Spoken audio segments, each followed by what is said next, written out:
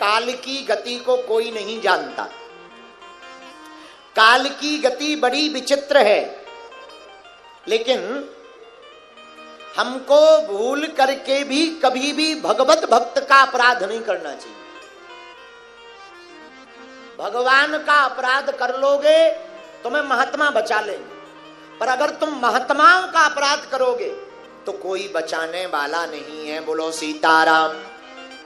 और घरों में जितने भी व्यक्ति बैठे हैं बाद में सुनेंगे। सुनो, कई बार हम लोग अपने परिवार के सदस्यों की पूजा पाठ देखकर नाराज हो जाते हैं। बड़ा पुजारी बन गया, बड़ी पुजारन बन गई, बड़ी पूजा पाठ करती है। ऐसा नहीं कहना चाहिए, महापाप लगता है, महापाप लगता है। और जो भी व्यक्ति अपने घर में पूजा साधना करने वाले साधक की निंदा करता, हंसी करता, अगले जन्म में गणेश पुराण कहता है वह व्यक्ति गूंगा बन करके पैदा होता है।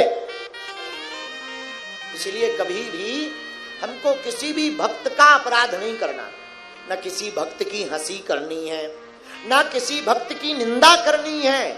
जो जैसा है उसको वैसा ही रहने दो। ज्यादातर जितनी भी संतानें गूंगा और बहरा हैं, उसके पीछे एक ही कारण है, उन्होंने भक्तों की निंदा की होगी, पूर्व जन्म में संतों की निंदा की होगी, इसी कारण से इस जन्म में उनको गूंगा और बहरा बनना पड़ रहा है। बोलो सीताराम। जोर से बोलो। इसलिए हमारे गुरुजी कहते, ऐसी वाणी बोलिए मन काया पाखोए, औरन को शीतल करे आपहु शीतल होए। ऐसी वाणी का प्रयोग करना चाहिए जो दूसरों को बड़ी प्रिय लगे, दूसरों को भी प्रसन्न करे और आपको भी प्रसन्न करे। ऐसी वाणी बोलनी चाहिए। बोलो गणेश भगवान की। गणपति बप्पा मंगल मूर्ति।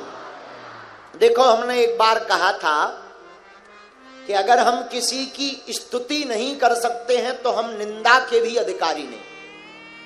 हम किसी को अगर सम्मान नहीं दे सकते तो अपमान करने का भी अधिकार हमको नहीं। हम किसी से अगर प्रेम नहीं कर सकते तो क्रोध करने का अधिकार नहीं है आपको। आप किसी को जिंदा नहीं कर सकते तो आपको मारने का भी अधिकार नहीं है। प्रेम जिससे करोगे उसी से क्रोध कर पाओगे। स्तुति जिसकी करोगे उसी की कमी बताने के लिए आप उस निंदा कर पाओगे। पर जिससे प्रेम नहीं किया उससे क्रोध नहीं करना चाहिए। जिसका सम्मान नहीं किया उसका अपमान नहीं करना चाहिए, वरना महापाप लगता है और पुण्य सभी क्षीण हो जाते हैं। बोलो सीताराम। जोर से बोलो और जोर से बोलो। इसलिए हमको वाणी बड़ी संभाल करके बोलनी चाहिए।